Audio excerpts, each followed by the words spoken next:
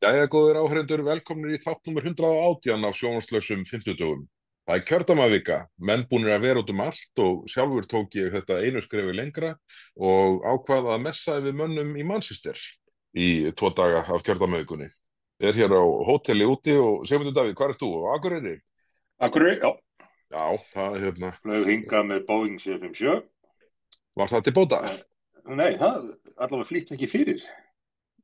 En ég náði að horfa á byrjun á Superman á leiðinni. Já, en býtu flýtt ekki fyrir, er það þá þannig að þegar menn komast í svona betri og stærri flugvél á milli staða innanlands, þá bætir í tíman sitt hvort með við í Það alls konar virðist verið, já, brasi. það er svona meira umstang eitthvað. Já, já, Og svo var kannan búið að safna, held ég, saman nokkrum vélum í eina, þannig að það var mikil fjöldi fólks. já, og vildu þið öll fara á sama stað til Akureyrar, eða bara svona, og í svýringarnir settið þarna líka? Það kann að vera, en flugmaðurinn allavega let okkur vita þegar við lendum að það væri sami tími á Akureyri og í Reykjavík. Nákvæmlega, þetta ég svona sé fyrir mér að það væri svona til einföldunar, sko, þetta væri svona plan Spice Girls, að bara, þú veist, ok, það er bara ein vél í dag og hún, saman hvert þið vilja fara, þá fer hún til Egilsstaða.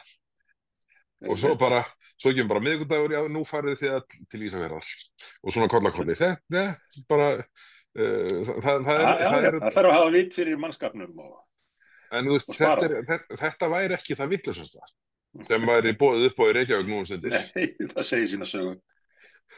Og sko, ég held einhvern veginn, við ætlum að taka í Hamraborg, með ungum á morgun, þá verða ég og Sigríður Andersen að röfla stöðunni í Reykjavík og það sem sagt freyfaxi með boð, þannig að allir sem eru að hlusta á aldrinum 15-35 eru velkomin í Hamraborg klukkan 8 annað kvöld á föstudagskvöld að fara yfir þetta.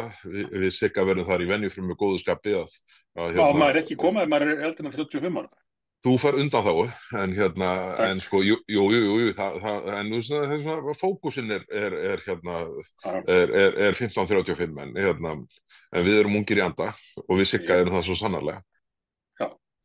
En sko, hvers eiga Reykvíkingar að gjalda? Hvað hafa Reykvíkingar sem heild gert af sér til að finna sig í þessari stöðu sem nú eru fyrir? Þegar það var kosið með þeim hætti sem gerðu. Einmitt, það er okkur. Ágætu hlustendur, þetta var ekki undirbúið, en þetta var svarið sem ég var að vonast til að fá. Þetta er það sem gerist þegar mann verja atkvæði sínu með einhverjum fáránlegum hætti. Þú veist, við sjáum þessa stöðu í Reykjavík núna, við sjáum stöðuna sem eru uppi í landsmálum.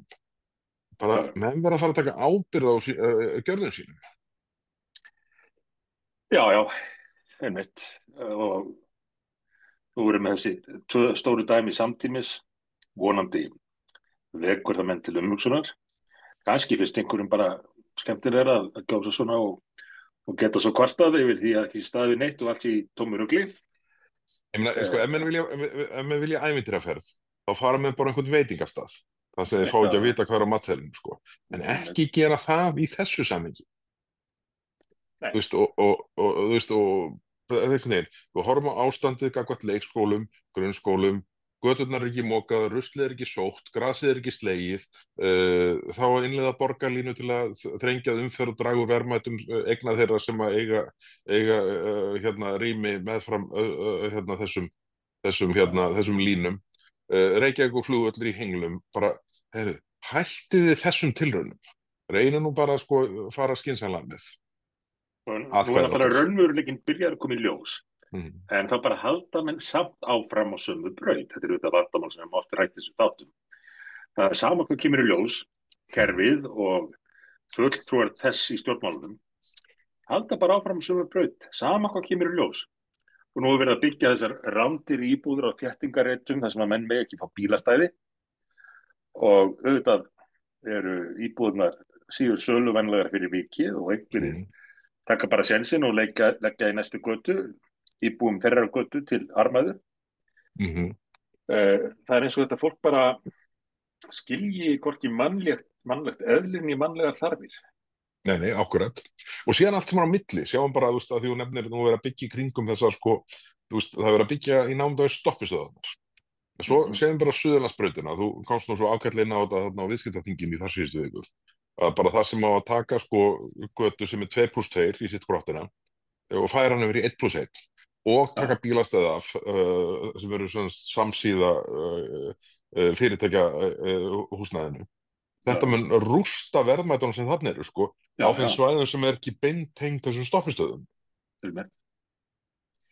Og þessu fyrirtæki sem að þarna eru, já, fyrir utan auðvitað starfsmenna, en fólk sem á erind í þessi fyrirtæki til að kaupa einhverja hluti eða tala við sínum einhverja áskrift eða já, bara við getum farið alla götuna og nefnt erindin sem fólk geti átt ákvað. Það er ólíklegra til að nenna að fara í þessar verslanir, í þessi fyrirtæki, ef að þarf að fara fyrst í litla strætó og svo með honum á stoppistuð borgarlínu og með borgarlínunni á Suðurlandsbrautina og burðast svo með afraksturinn heim. Nú er bara uppþvottavélin heima biluð. Það er ekki útilokað að Laufey sé búin að skamma mig í nokkra daga fyrir að vera ekki búin að koma inn í viðgerð. En bara, þú veist, ef ég væri borgarlínubeggi, ætlaði bara að fara með uppþvottavélina í borgarlínuna og fara niður á Suðurlandsbraut þar sem að þjónustuverstaðir þar í Námuda, inn og út og með trilluna mín og svona, þú veist, fyrir venjulegt fólk þá bara, þú veist, virkar þetta ekki. Nei. Nú hugsa Davíð Þorláksson ábyggilega en hugsa, já þá hringir þú bara í Þrótt og lætur þá sem, sumar hluti viljum við bara gera sjálf, sko. Já, fyrir utan það að Þróttur og aðrar sendibílastöðvar eru ekkit kátar ímyndaði mér með það að reyna að smeygja sér þarna í gegnum það sem stendur til að þessar hindranir stendur til að leggja þarna. Gegnum nálar augað. Já. Það er enga líkur á því. En hvernig heldur þetta spilst í Reykjavík, sko, með þennan sko, mér þótti eiginlega bara nóg að, sko, að þær skildu sjálfar taka sér nafnið kryddpíurnar. Já. En svo sem að kastaði því nafni fram, hún sýndi þó smá merki raunsæi þegar hún sagðist ekki vera bjartsýn. Ég meina Mel B er sammálinni, Mel B er ekki lukkulegur, sko. Það er sko, já, ég hafði ekki átt að maður þetta er auðvitað rétt, sko, bara, það er einhvern veginn að stofna til nýs meirhlutasamstarfs í Reykjavíkurborg 14 mánuðum áður en kjörtímabilið rennur út, eða hversu tíminn nú er, sko, og byrja að segja, ég er ekki bjartsýn. Það er heiðarleiki sem er óvanalegur í stjórnmálunum. Já, en kannski svona gefið til kynna hversu augljós staðan er. Þetta er nú ekki ráðlegt allt saman. Ég held að þetta sé svona sjálfskaða aðgerð. Ég held að flokkarnir séu þarna búinir að svona binda sig inn í einhvers slags sjálfskaða gagnvart næsta rúma árinu. Þegar að kosningu kemur þá einhvern veginn fáum menn og flokkarnir og frambjóðunir að borga. Þetta er einhvern veginn, það er allt ómögulegt við þetta. Og sjálfstæðismennir sluppu með skrekkin að komast ekki meira hluta. Já, og Framsókn aldeilis og Viðreisn virðist einhvern veginn, sko, í fyrsta skipti í langan tíma að taka skynsamlega ákvörðun í þessum efnum, sko, að láta ekki að fara ekki inn í þetta ævintýri. En hvað finnst þeim hinum? Þorgerði, Kristrúnu og Ingu? Já, Kristrúnu lítur að tekja athyglisvert að sko fulltrúi Viðreisnar vilji ekki verið í þessu samstarfi með Samfylkinguna. Já, eftir að sögn Kristrún hafi komið í veg fyrir að Flokkur fólksins væri þarna í samstarf með Framsókn og Sjálfstæðisflokki og Viðreisn. Ég meina, ég hef það, er ég nú ekki beintengdur inn í innstu kanala þarna, en mér er sagt að Einar Þorsteinsson hafi verið búinn að fá á þann ráðahag að tosa saman Framsóknarflokkinn, Sjálfstæðisflokkinn, Viðreisn og Flokk fólksins. Og síðan hafi Sælandið bakkað frá því og það getur ekki hafa komið til af öðru en að Kristrún hafi stigið inn í málið. Já, ég meina auðvitað það verandi Inga Sæland fílan út í Morgunblaðið getur hafa skipt einhverju en ég held að Kristrún hafi ekki vilja sjá þarna meirihluta án Samfylkingar. Samfylkingarinnar, en Nei, svo nei. er spurning hvort að sá fulltrúi Samfylkingarinnar sem að var svo borgarstjóri sé formannum að skapi, það er hann að sagja. Það, síðan annars sko, hérna, það er nú svona, allavega mann hefur heyrst að hún væri svona á sama lista á Dagur B. Eggertsson. Já, aukaleikara statista listanum. Já, þú kallar það, ég var nú hugsa döðalistan, en hérna, já, já. Ég kunni bara ekki við að segja orðið. En já, pólitíska döðalistunum. Hérna, en sko þetta gæti nú verið sko svona væntanlega pælingin hjá Heiðu Björk að þarna verði svona fáin einhvern veginn myndi sér plattform sem hún getur staðið á til lengri tíma, en sko þá aftur sko finnur hún sig á þeim stað að það er ekki alveg ljóst hvernig sko þessir sko svona eftirmál samninga við kennarana spilast út. Sástu viðtalið við nýja borgarstjóran á Stöð 2 eða á Ríkisútvarpinu þar sem að hún var að svara fyrir þetta? Nei, ég sá það ekki. Það er nú alveg þess virði fyrir þig og aðra að bara fletta því upp, en borgarstjórin það hafði ekki hugmyndum hvernig þetta er í fjármagnað. Taldi að það væri nú líklega ekki búið að kostnaði með þetta. Það hlyti þó að vera einhverjir áður hefur kostnaði metið það þegar minn gerður ráð fyrir 8% hækkun, en líklega var engin búin að kostnaði meta viðbótina. Nei, þessi upp í 24, nei, eðlilegt. Þannig að það fyrsti bara einhvern veginn að finna út úr þessu og geti kallað á niðurskurð annar staðar og þar fram til göðunum. Í þá snjómokstrið eða? Já, það fylgdi ekki sögunni nefnilega. En hvers konar borgarstjórn og ég tala nú ekki samtök sveitarfélaga, samband íslenska sveitarfélaga, gerir samninga án þess að hafa einu sinni haft fyrir því að reikna hvað þeim myndi kosta. Hvað þá að fjármagna þá? Hefur þú aldrei lesið hérna kostnaðarmat frumvarpa ríkisstjórnarinnar? Það er eftir höfðinu dansa limirnir. Já. Bara hérna, þú veist, þeir sem stýra, hvort það er í stjórn á landsmálum eða borginni, bara gera hvað sem er og hugsa bara shit og lag go. Við bara förum yfir þessa brúð þegar við komum að henni, sko. Og þess vegna er ekki einhver borg hálf gjaldþrota. En sko ég held að þetta sé nú einhvern veginn, sko síðan berast fréttir af því að formaður SÍS, hins nýja, Sambands íslenskra sveitarfélaga, sé rúin trausti þar innandira. Og ég held að þetta snýst ekki það hvort að sko fólk telji sko... Sem er borgarstjórinn, eða ekki? Sem er borgarstjórinn, jú, akkurat. Veist, mér finnst þetta ekki snúast endilega það hvort að sko fólk telji sko kennara ofhaldna eða vanhaldna kjaralega séð eða hvort að eftir að standa við einhvern samning sem gerðu var við á 2016 eða hvernig það er. Þetta snýst bara það. Það er ekki hægt að sko ganga fram fyrir hönd stærsta sveitarfélags landsins með allan þann fjölda sem þar starfar undir þessum kjarasamningum og bara yfta öxlum og segja bara, við verðum bara að sjá til hvernig þetta spilast og hver kostnaðurinn er. Því að svo nefnilega önnur áhrif sem þetta hefur, það eru þetta bara Vili Birgis og hérna Sólveig, Anna og bara öll hjörðin sem er búin að semja nú þegar. Forseti ASÍ var ekkert kátur.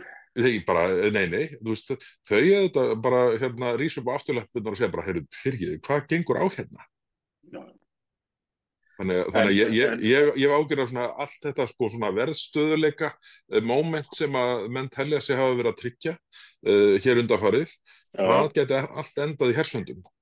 En sko, mér finnst ekki skrítið að kryddpíu stjórnin svo kallaða, vitandi ekkert hvað hann að gera, hafi fallist á þetta allt saman á þess að hafa reiknað neitt.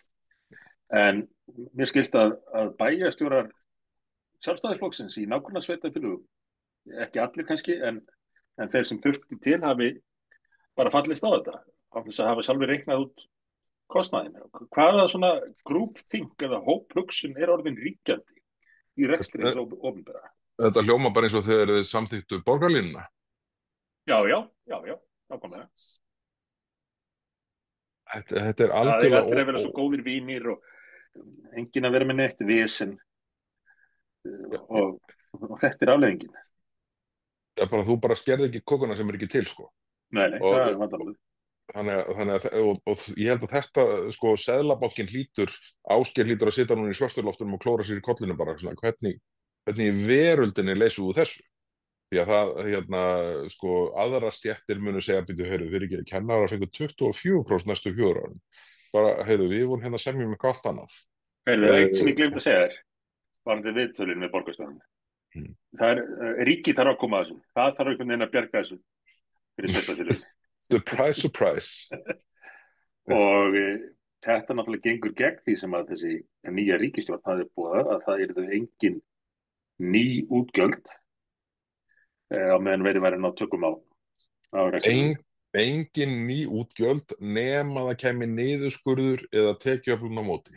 Já. Þannig að annarkvort ætlar Kristrún og Kóa skera niður á móti þessum útgjöldum eða setja á nýja skatta. Og hvað verður þá þeim sem voru að þrífa göturnar sagt upp eða ekki farið að segja upp upplýsingafulltrúnum í ráðhúsinu? Nei, þeir gætu sagt upp þeim sem hafa verið að saga niður trén í Öskjuhlíðinni. Nei, það er tímabundið verkefni. Þú veist, þannig að það er snjómoksturs aðilarnir eða þeir sem sækja sorpið. Ætla ég að veðja á að er ekki fínt að ruslið sé tæmt að 2 mánaða fresti? Þannig að, þú veist, sko, en kannski stóri punkturinn er að bara, þú veist, svona ákvarðanir hafa afleiðingar. Og það virðist manni að sko, Heiða Björg, sem er formaður Sambands íslenskra sveitarfélaga og borgarstjóri, virðist einhvern veginn láta sér dálítið í léttu rúmi liggja. Já, orsök og afleiðing, þetta er alveg framandi hugsun fyrir marga nútímalega stjórnmálamenn. Já. Það má ekki, það er svo ónótalegt að það sem ákvarðanir sem ég tek hafa afleiðingar. Hvað? Okkur þarf ég að setja upp með það. En þetta verður, já, nákvæmlega. En svo var að því við erum nú í Reykjavíkurborg og minnum við þess að annað kvöld þá ætlum við Sigga Andersen að ræða saman í Hamraborg 1 á skrifstofunum okkar stöðin í Reykjavíkurborg. En það var uppákomað þarna á fyrsta fundi. Hún Sanna, borgarfulltrúi sósíalista, hún náði ekki kjöri. Já, svo komu einhverjar furðulegar skýringar á þessu öllu sem að ég skildi ekki, ég veit ekki hvort það er að skilja þér. Einhverjir sem ekki að vita hvað þeir var að kjósa Já, bara því þetta var fyrsti fundur eftir meirihlutamyndun og það var verið að kjósa forseta Alþingis, forseta borgarstjórnar. Hvað héldu þeir að vera að kjósa gjaldkera húsfélagsins? Ég held einhver að það væri verið að kjósa niðurskurð og bara móti. Já, og bara sagt nei, nákvæmlega. Aðhald, við viljum ekkert slíkt. Breiðum okkur aðeins af bæ úr borginni og yfir til Grindavíkur.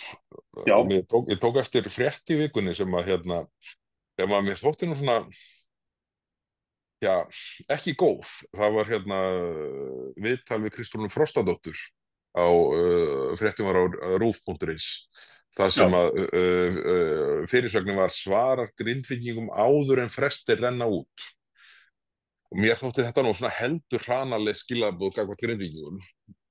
Það er hægt að taka ákvarðanir í þessum efnum að framlengja, hætta eða breyta stuðningsaðgerðum gagnvart Grindavík. En ekki láta Grindvíkinga sitja í þeirri stöðu að bíða fram á síðasta dag með að fá að vita hvernig á að handera þetta til lengri tíma. Það er bara argast í dónaskapur. Já, og ekki bara það. Það að ríkisstjórnin þurfi meiri tíma því hún sé ekki búin að finna út úr þessu. Það er eitt, en að eiga að taka þann tíma allan af Grindvíkingum sem þurfa að taka ákvarðanir framtíð sína, eignir sínar, hvað þeir ætla að búa. Þannig að þeir fái bara síðust stundu að segja af eða á þess að geta skoða máli. Þetta er náttúrulega alveg fyrir neðan allar hell. Það stemdi að öll þessi stuðningsúrræði kláruðust áramótin síðustu og við tókum slag fyrir því þarna undir þinglok á síðasta kjörtímabili að það yrði fært fram og niðurstaðan svo að það yrði til 30. mars, minnum með að sé, mánaðamótin mars-apríl. Bara þannig að ný ríkisstjórn hefði svigrúm til þess að setjast niður og segja bara ok, við ætlum að nálgast þetta svona en ekki hinsegin. En svo bara einhvern veginn þetta viðtal við Kristrúnu bendir til þess að þau séu svona, það sé einhver ákvarðanatöku fælinni sem að vofir yfir hjá þeim. Já, það virðist vera, það hlýtur að vera með þetta. Sko, En og þá þarf þau að geta tekið allar gefa, ákvarðanir í þessu, sko. Þau geta tekið já, allar ákvarðanir sem er á borðinu, en þú veist, bara ekki gera það á síðasta degi, sko. Sem að mér nei, finnst vera það sem er verið að flagga þarna. og ef það fer þannig, Mm. þá þarf bara að bæta við tíma fyrir Grindvíkingana Já, já, að akkurat. hugsa sitt. Mm. Þessi framganga hins opinbera gagnvart borgurum, hún er alltaf þeirna ágerast og verða verri og verri. Já, já, já. Það er verið að ganga á lægi gagnvart réttindum borgarana á öllum sviðum. Þetta er einhvern sko virðingarleysi gagnvart því að ákvarðanir eins og þessar hafi áhrif og engin smá áhrif, bara meiri áttar áhrif á Já, borgarna sem að sko, þú veist, svona undir ákvörðunina falla. já, með. Mm. Heyrðu, en við fyrir okkur aðeins hérna yfir í þingið. Já, Það var í síðustu viku var rætt stóra plasthafamálið og já, ég skrifaði pistil þetta í Moggann á mánudaginn og það sem sko mér þykir eiginlega svona áhugaverðast í þessu er hvað stjórnarliðum leið illa undir þessari umræðu og ég held að það hafi ekki snúist plasthafana, jafn galið og það nú er heldur hafið það snúist sko hvernig er best að orða það hefur snúist að þarna allt í einu var mætt stjórnarandstaða sem var bara teikna upp og útskýra hvaða væri mikið að drasli ömurlegum reglugerðum og ákvörðunum sem fjallu af færibandinu frá Brussel sem menn sko spyrtu ekki við í neinu að fjallu þar af og það held ég hafi verið vanlíðan og þarna áttaðu sig bara því, heyrðu, við setjum eitthvað mál á dagskrá og höldum að það sé smámál plasthapar, hversu stórt getur það verið það eru svo bara mætir þessi stjórnarandstaða og útskýrir í 4 klukkutíma að það sé alls konar drasl, óþarft drasl sem má ekki við á Íslandi að falla á færibandinu við viljum ekki setja undir þessu í þessum sko ég man ekki cirka 30 innleiðingar gerðir á þingmálaskrá núna ég man ekki tölum, 24 sem við viljum ekki setja undir þessu 24 sinnum fram í júní. Þetta held ég að sé það sem þau voru að hugsa. Þetta, ég á sama tíma ætlaðu að hraða sko aðlögunarferlinu, komast í sko aðlögunarviðræður, komast á þann stað að geta lippast niður eins hratt og oft og mögulegt er og segja síðan bara til þess að svona fækka þeim punktum þar sem þau þurfa að lippast niður sjálf og segja bara, heyrðu, Steingrímur og Jóhanna, við bara notum það. Allt sem þau lippuðust niður gagvart við viljum bara nota það þetta er bara nákvæmlega þannig ekki láta okkur gefast upp oftar en við þurfum að gera en við látum Steingrími og Jóhannu gefast upp fyrir okkar hönd þarna í fylgdinni og svo bara allt í einu kemur litla plastafamálið upp og þau setja bara út í sal og bara Guð minn góður erum við að fara að horfa fram á 4 ár af þessu og svarið við því er já einhvers staðar þarf að draga mörkin og ég veit að þér þykir þetta plastafamál náttúrulega ekki lítið mál eins og fram hefur komið í allmörgum þáttum og það er ekkert lítið en jafnvel þótt menn telji það lítið þá þarf einhvers staðar að draga mörkin þegar kemur að því að vernda frelsið, vernda almenning fyrir ágangi kerfisins og þegar að Evrópa er farin að einbeita sér fyrst og fremst að því að gera lífið erfiðara og leiðinlegra og auka reglubyrðina á meðan að aðrir heimshlutar, Bandaríkin, Kína og fleiri eru að taka fram úr og búa til nýjungar, skapa ekki verðmæti. Já, þá er Evrópa föst í rugli. Ég er að taka hliðarsögu þessa plasthappa áfæstu við feðgarnir fórum á Old Trafford í gær og horfum þar á til hamingju með sigurinn þráttur að það hafa verið að spila við Ipswich Takk fyrir það, mínir menn sigruðu Ipswich, þína menn og ég en þetta var svona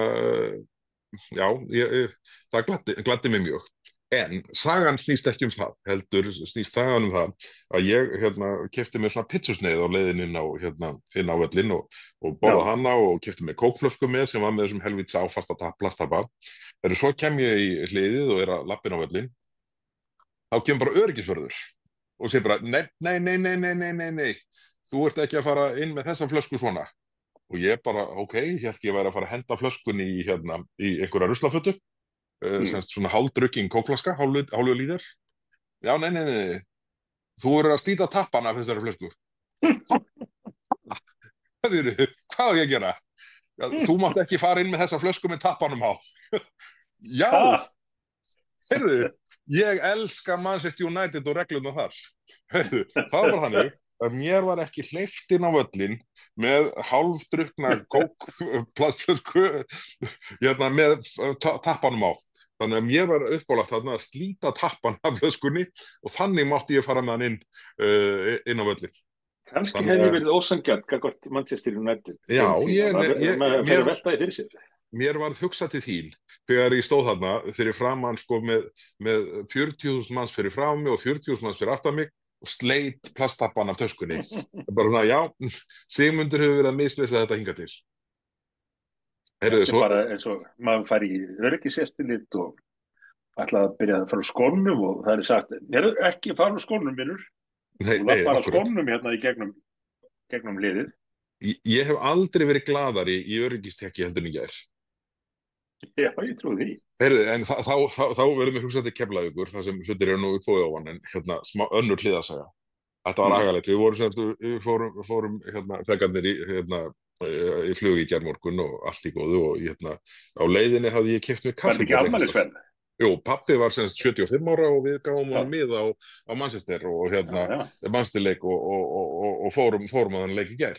Þátturinn sendur hann bestu kveður. Já, ég skila því, við erum að fara út að borða saman hérna eftir og komum síðan heim á morgun og við erum bræðurnir og elsta barnabarnið með en ég er í lyftuð og það er eins og hálfstíma senkun á fluginu og ekkert stórmál sko en á einhverjum tímapunkti kaupi ég með kaffibolla og þetta er svona eina nöldurholl með tvisti. Og ég kaupi með kaffibolla og svo er kallað út í vél og ég er ennþá með hann svona næstu því fullan og þarf þá að fara á klósettið og rölti inn á klósett og með minn kaffibolla og hugsa bara, ég er ekkert að fara að drekka þetta kaffi ég ætla bara að hella þið hérna í vaskinn. Kemur þá, þetta er lærdómshornið sem er nýtt horn í sjónvarpslausu heimtum. Þetta er lærdómshornið. Þannig að ég set kaffibollan næstu í fullan og ætla að hella honum í vaskinn. En það var svona Dyson svona eins og hárblásarinn eins og Þú séu ekki hvað gerist. Já, það var akkurat það sem gerðist. Svona Dyson svona eins og hárblásarinn sem Áslaug Arná og sem kostar 100.000 heyrðu, þú veist hvernig þetta er svona járnvirki sem stendur út yfir vaskinn. Ekkert grínað eiga við þetta. Er með sko vatn annars vegar og storm hins vegar og sem á að þurrka með henn. Og það getur munað bara millimetr hvað gerist. Þarna munaði þessu millimetr og ég fjall öfum ég líkar í ég sem kaffibollan hana og ætla að hella hann í vaskinn. Heyrðu, fer ekki helvítis vindblásarinn af stað. Og ég stetta hana og það er sko kaffi allstaðar nefn í vaskinn. Og fyrir þá sem ekki þekkja til, blásarinn blæs af miklum krafti niður í vaskinn.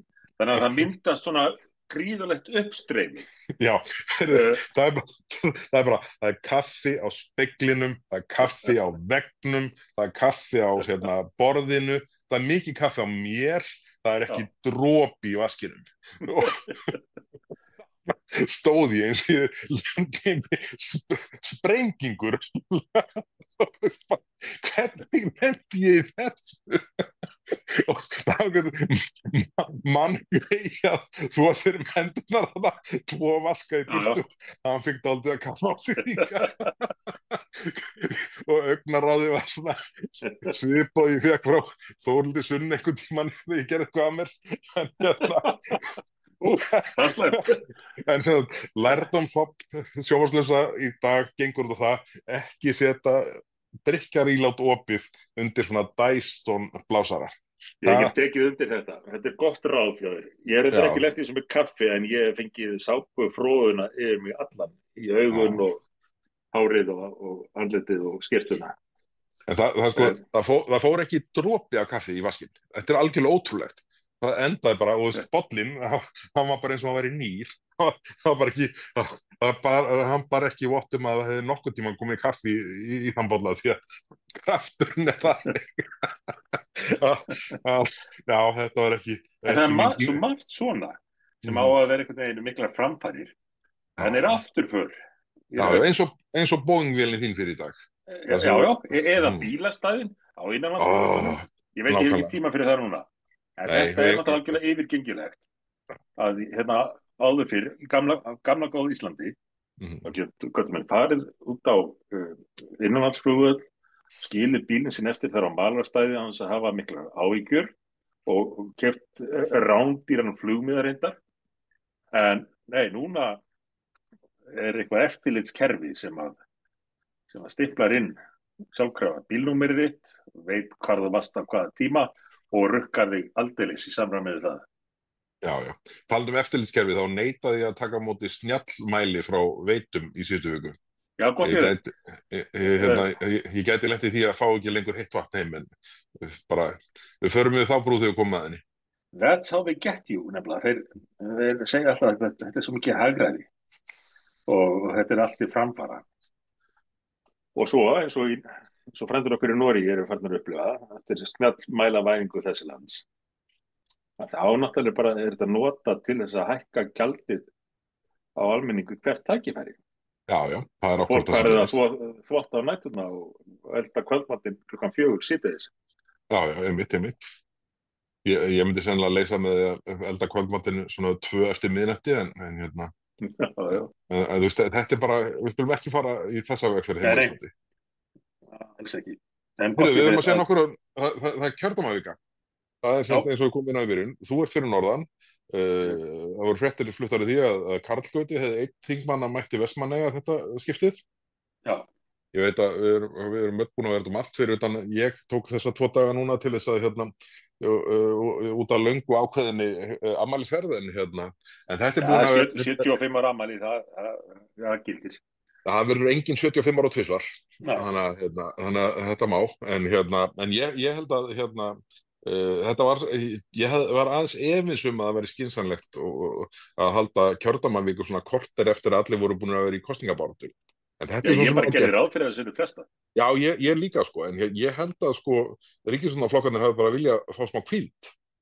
Bara svona, það er bara, þetta er tómt vesen að vera með þetta þingigangi, mennur bara spyrja erfiðra spurninga og þú veist, ef ekki bara fara í kjördæmaviku. Ég held að það hafi nú verið hvatinn til þess að viðhafa hana núna. Það er skýringin svo næst, hvað gerðu vetrarfrí, sólarfrí, eitthvað til að koma stjáðið að vera í finginu. Já. Þeim líður greinilega ekkert vel þar.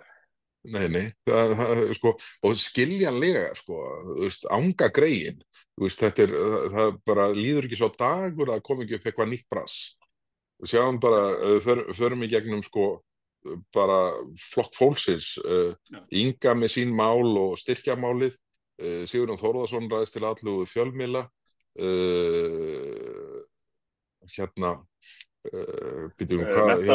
menntamálaráðherra í brasi með kennarana, Ragnar Þór Ingólfsson með biðlaunin sín og svona með þetta áfram telja. Ég er ábyggilega að gleyma Ætlarðu að gleyma Eyjólfi Ármannssyni eða?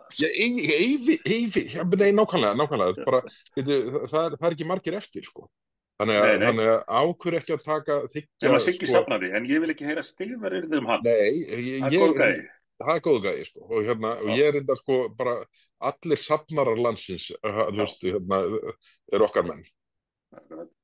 En þetta Ragnarsmál er náttúrulega kostulegt, fyrst og fremst í ljósi þess hvernig hann hefur talað aðra í sambærilegri stöðu. Það er svo erfitt þegar menn hitta sjálfa sig fyrir. En þessar útskýringar neyðarsjóð fjölskyldunar, af því að hann gæti fundið sér í stöðu að það verði ekki, hann þurfa að leita sér að vinna aftur þegar þingferlinum lýkur. En það bara hittist þannig á að þingmenn njóta biðluna. Þannig að þau réttindi sköpuðust upp á nýtt fyrir hann að aðloknum þingferlinum. Þetta er allt einhver delering En aðal vandamálið er þetta tvískinningurinn. Þessar atlugur sem hann hefur það sem hann veður í ekki Páll Gunnar Pálsson, fyrirvændi formaður VFR og einhverju fleiri sem að Páll hann sko Gunnar, ekki Pálsson, já, já, er það Pálsson líka? jú, hann er Pálsson líka, bróðir Ok, Hafsteins Pálssonar já, og þeir bræður þeir eru allir Pálsvinir þannig jep, hann er Pálsson já, og fleiri sko urðu fyrir barðiðan á honum í ægilegri svona rétt sjálfsupphafningar, réttlandingar rispu og já, en svo bara já, ég ætla bara að þykja þetta því að þetta verður neyðasjóður fjölskyldunar og ég hugsaði bara, er það einhver SOS fjölskylda í Úganda? Nei, það var bara fjölskyldan hans já. þannig að þetta er svona það er ekki sama Jón og séra Jón. Þetta er alltaf svona með heilaga fólkið, Mm. þá dómhörðustu sem að gaggrina aðra sem mest. Já, Það akkurat. gilda ekki sömu reglur þá. Nei. Það er náttúrulega það er gömul saga og nýju sjálfu sér sko en einhvern veginn Já, ég er mjög gömul, sáu þessi Signa sér, sko, og allt það. já, en einhvern veginn sko það er svo skrítið að menn halda þetta sko sé breytt, nú komist menn upp með einhvern veginn að láta aðra reglur gilda síðan aðra og allt þetta sko en sko þetta er sama með styrkjamálið bara, fullorðinn maðurinn sem að spjallaði þeim í heita pottinum í síðustu viku og sagði bara, heyrðu, bara ég er ekki til í það að gildi aðra reglur um mig en sko einhvern stjórnmálaflokk hér sit ég bara og bara það er verið að taka mig 55.000 á mánuði að því ég fikk ógreitt í fyrra ég vil bara að svo sama regla sé teppalöðu yfir ykkur stjórnmálamennina og einmitt, bara fair enough þannig að þetta er svona þetta verður já, í því samhengi þá er fjármálaráðherra að koma fyrir stjórnskipunar og eftirlitsnefnd á mánudagsmorgunin að svara fyrir þá ákvörðun að gera ekki endurkröfu á Flokk fólksins það Hann er náttúrulega lendur í tómu basli með það af því að enginn af rökunum að stóðust. Nei, þau dóu bara fjallu jætt og þétt sko. En er hann komið eitthvað nýtt eða það kemur í ljós á fundinum þetta? Já sko, ef að teikið er það hann ætla bara að setja hausinn undir sig og bara svona, hvað er kallað, write it out bara láta þetta yfir sig ganga sín eigin ákvörðun þá eru þetta gæti orðið snúið allt í framhaldinu hjá hann og einhvern veginn svona það kemur á óvart að því ég held nefnilega að Daði Már sé svona langi að vanda sig og langi að vera svona vamlaus og vandur að sinni virðingu þá er þetta alveg djöfulegt að finna sig í þessari stöðu á fyrstu metrónum að þurfa sko að vera sá sem að sko borgar lausnargjaldi fyrir líf ríkisstjórnarinnar. Ég verð ekki bara einhver útskipt fyrir honum Daði minn. Nú ertu orðin ráðherra, þú ert ekki einu sinni þingmaður, þú ert settur beint í fjármálaráðuneytið. Ætlarðu að fella ríkisstjórnina sem að setti því í þessa stöðu? Já, ég held nefnilega að það sé akkurat samtali sem að einhver átti við hann og það er nú svona líklegast að formaður Viðreisnar hafi átt þetta samtali en ekki útilokað að Kristrún hafi gert það en sko þetta er bölvu staða og mér finnst svo skrítið að hann sko fallist á að sko bara sitja uppi með þessa heituðu kartöflu í fanginu.